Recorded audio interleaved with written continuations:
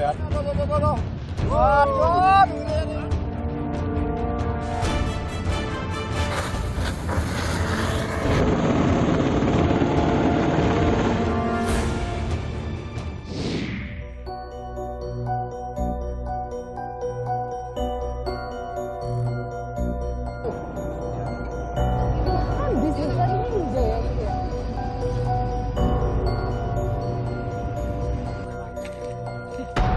Itu Pak Hendro ya?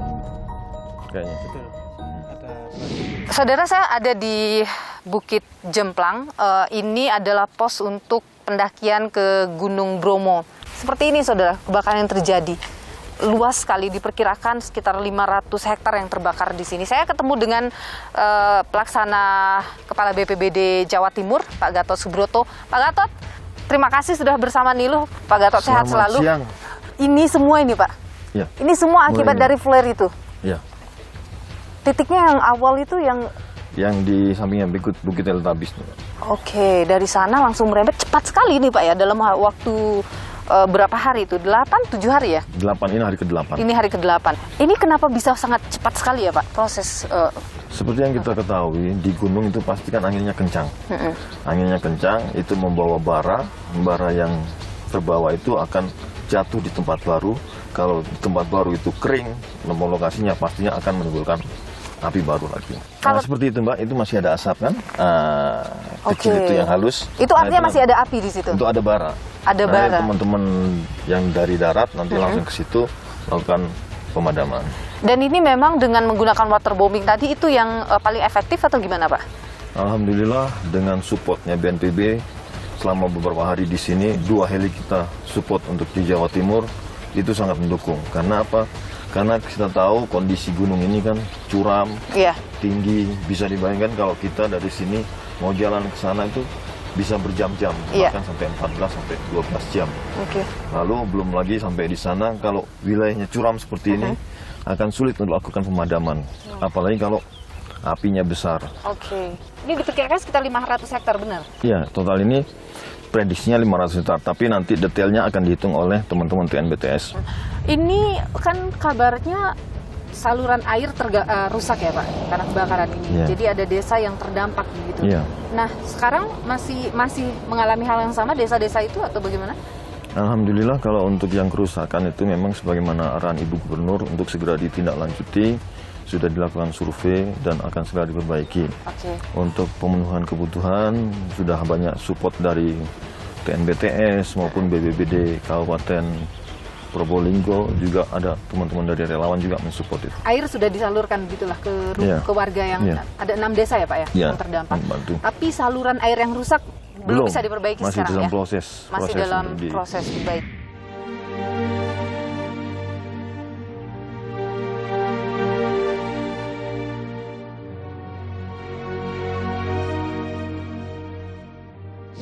Ini sampai di pinggir jalan ini juga masih terlihat sisa pembakaran ya Pak ya? Iya.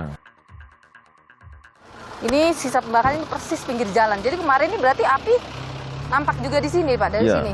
Sangat jelas. Jadi lidah apinya nampak sampai ke atas. Makanya ini dampak panasnya membuat tumbuhan-tumbuhan di sini kan kering semuanya. Wilayah Jawa Timur ini juga menjadi wilayah dengan banyak kasus kebakaran hutan ya Pak ya? Kalau kebakaran hutannya sih nggak banyak sih, yang banyak itu ladang, terus itu. Kalau kebakaran hutan yang fokus kita di Bromo ini, BTS sama di Arjuno. Kebakaran hutan rata-rata itu memang selalu terjadi pada musim kemarau. Memang musim kemarau itu kan semua ilalang kan ada yang kering, lalu gambut-gambut kering. Itulah yang sangat riskan. Dan itu semuanya rata-rata memang disebabkan kelalaian manusia Pak, atau? Rata-rata semua kebakaran disebabkan oleh kelalaian manusia. Katakanlah orang membuka ladang, dilakukan pembakaran ya, lalu membakar sampah tidak diawasi sehingga baranya terbawa angin, lalu perburuan liar, lalu juga mungkin kita tidak sengaja membuang puntung rokok ataupun membuat api unggun di alam.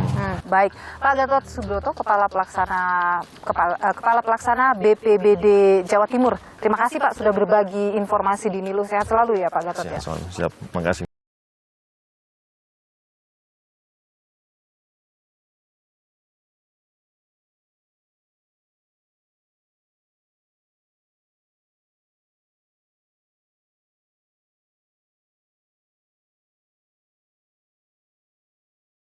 Saudara, saya sudah bersama dengan Kepala Balai Besar Taman Nasional Bromo Tengger Semeru, Pak Hendro Wijarnako, yang sudah bersama dengan saya. Pak Hendro, terima kasih sudah bersama Nilu. Sehat selalu Pak Hendro. Ya. Pak Hendro sudah berapa hari ini di sini menginap? 7 hari 7 hari. kita bikin posko di sini. Pak Hendro, waktu itu dapat informasi seperti apa, Pak? Jadi ada petugas kita di lapangan ya, di kantor resort ya. Itu melaporkan bahwa terjadi kebakaran hutan di Lembah Watangan atau biasa disebut Bukit Teletabis itu ya. Itu jam berapa Bapak terima informasi itu?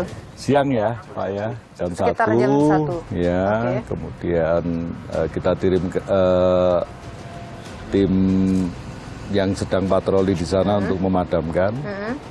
Tapi memang sudah besar, Mbak. Tadi apinya. batu itu sudah langsung membesar Sudah gitu ya, Pak? ya, karena angin panas dan rumputnya kering sekali sudah. Waktu itu angin 3 kencang bulan ya. sekali memang. Kencang. Lagi kencang waktu ya. itu. Ya, titiknya kita boleh nggak Pak lihat Boleh. dari sini? Jadi saat ini kita berada di Posko Jemplang. Posko Jemplang. Sumber api bisa kita lihat dari sini itu, Mbak. Yang batas antara hitam dan coklat itu. Oke. Setelah gundukan-gundukan itu, siang itu api langsung menjalar ke arah kiri, Ke arah kiri ini. ke kanan, ke Pengol ya, dan ke atas, ke puncak. Oh, langsung naik. Puncak Watangan dan Gunung Kursi. Oke, Pak, waktu kasus itu terjadi, itu ada video amatir yang viral juga ya Pak ya? Ada Iya. video amatir memperlihatkan api terlihat besar, kemudian ada beberapa orang, saya ingin konfirmasi mereka itu yang terlihat dalam video itu apakah memang petugas dari sini Pak? Atau pengunjung waktu itu?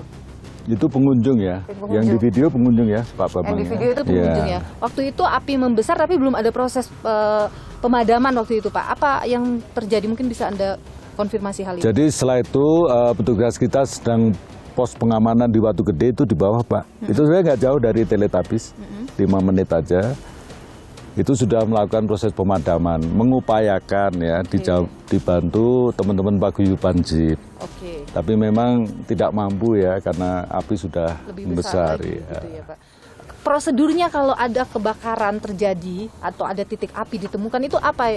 Prosedurnya akan seperti apa tuh di sini, Pak? Upaya pertama untuk memadamkan, kemudian sekaligus melaporkan ya, melaporkan ke pimpinannya. Jadi di atas resort itu ada seksi wilayah, secara berjenjang dilaporkan, kemudian segera menurunkan tim advance ya Pak ya untuk memadamkan. Jadi memang ada yang standby begitu ya, Pak? Ada. Kalau ada titik api Ada. ditemukan, Apalagi, ada standby untuk melakukan proses pemadaman itu. Sejak awal musim kemarau kita bikin pos pengamanan di Savana ya, TNBTS. di 2 titik, Watu Gede dan Savana ya. Orang kalau mau datang ke sini untuk melakukan aktivitas pengambilan video, entah untuk keperluan komersil, apalagi foto prewedding itu kan harus ada izin ya Pak. Sementara Betul. ini tuh tidak ada izin. Ini kenapa bisa Pak waktu itu? Jadi mereka membeli tiket pengunjung biasa ya, online ticketing kita ya, e-ticketing, kemudian tidak menyampaikan bahwa mau mengambil video prewedding ya. Kalau prewedding, video komersial itu harus izin kami Mbak. Ya, dan itu ada izin khususnya Surat begitu izin ya, Pak? masuk kawasan konservasi atau SIMAKSI. Itu ada PNBP khusus juga penerimaan negara bukan pajak yang beda dengan pengunjung biasa. Kemudian kalau SIMAKSI pasti ada pengawalan dari petugas. Nah, itu tidak dilakukan bisa lolos begitu, apa tidak ada pemeriksaan khusus begitu misalnya? Gini ya, kan kalau udah pakai dress di jeepnya kan kelihatan ini, tapi kalau masih kayak kita gini kan ya nggak kelihatan mau prewedding ya. Oke. Gitu ya. Itu yang bikin kemudian lolos. Ya, gitu, Pak, seharusnya memang mereka melaporkan ya bahwa mau prewedding. Pernah tidak sebelumnya ditemukan warga yang pengunjung yang masuk izinnya cuma pengunjung biasa ternyata melakukan kegiatan komersial di sini? Selama ini kita tidak pernah jumpai ya. Jadi selama ini mereka jujur, kemudian menyampaikan izin, membayar PNBP ya ke negara, ya udah. Jadi ini kita baru kawal pertama, ini ya. baru kasus yang pertama. Ya Pak, kita kawal aman ya gitu ya. Ini kasus yang pertama. Kasus yang pertama. Dan biasanya kalau sampai ada pelanggaran seperti itu, misalnya nih Pak, dalam pantauan petugas ternyata ada yang melakukan foto prewedding atau pengambilan video klip, padahal izinnya cuma pengunjung, itu ada sanksi Pak? Kalau kita tahu ya pasti kita larang ya, langsung kita larang. Tapi ada sanksi yang diberikan? Sanksi administratif maksudnya, sanksi administratif enggak, pasti kita larang aja. Oke, dan jadi mereka hanya- akan mengurus. Ya. Oke, jadi kita minta untuk mengurus. baru boleh melanjutkan Iya, kegiatan iya. gitu ya Pak. Tapi kalau sanksi apa nggak ada ya? Belum. Ini kan ramai juga Pak diperbincangkan di media sosial sebelum proses foto prewedding itu dilakukan tuh sudah ada titik api juga.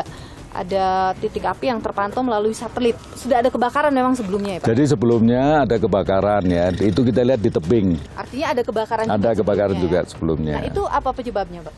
Nah, itu yang masih kita identifikasi ya penyebabnya di tebing ini kan. Tapi itu terpisah ya Pak? Jadi Ya, terpisah dua oleh kejadian ya. dua kejadian yang Ya. berbeda dan itu satunya sebelah kiri Ya, ternyata dari ada selang waktu selang ya. waktu Ya. juga. Jadi memang ada kebakaran juga Sebelumnya ya. tapi tidak diketahui apa penyebabnya. Belum diketahui penyebabnya Belum diketahui ya. penyebabnya. Itu luas juga Pak yang terbakar. Nggak seluas yang flare ini ya. Oke. Ya. Ini kan satu orang sudah ditetapkan sebagai Ya. tersangka ya Pak dalam kasus ini. Sudah cukup adil Pak menetapkan satu tersangka untuk kebakaran yang begitu luas di sini. Saya kira kita ini kan ke pihak kepolisian ya.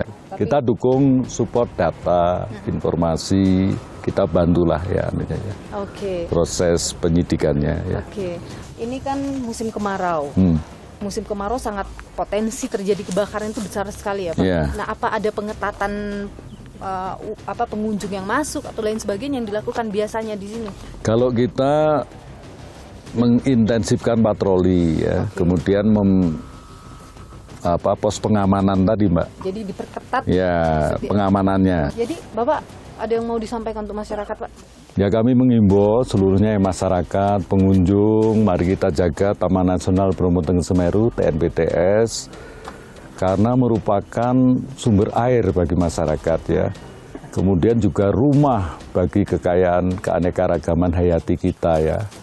Di TNBTS ini ada 3 satwa kunci ya, macan tutul Mbak. Ada macan tutul. Kita punya 25 individu ya. Wow. Kemudian ini kucing besar terakhir di Jawa, macan tutul ya. Oke. Kemudian kita punya elang Jawa yang kita punya 36 individu ya. Oke. Kemudian lutung Jawa ya, lutung Jawa kita punya 12 kelompok ya. Oke. Itu kemudian juga flora fauna yang lain ya. Misalnya di savana ini ada suket melelo endemik Pegunungan Jawa ya, anggrek tosari ya. Habis semua. Mudah-mudahan masih ada ya, anu lagi, bisa ini lagi ya. Ini kan ada pura juga di sana ya Pak. Itu ditutup juga jadinya. Kalau untuk ritual kita masih buka. Masih tetap ya. buka, ya. Tapi hanya untuk Karena di situ juga masih aman. Ya. Baik. Gitu ya, Mbak Baik, Nilo. Pak Hendro, nanti aku mau ikut Pak Ah. Hendro. Kita coba untuk Nanti pakai sepatu safety ya. siap Pak Hendro.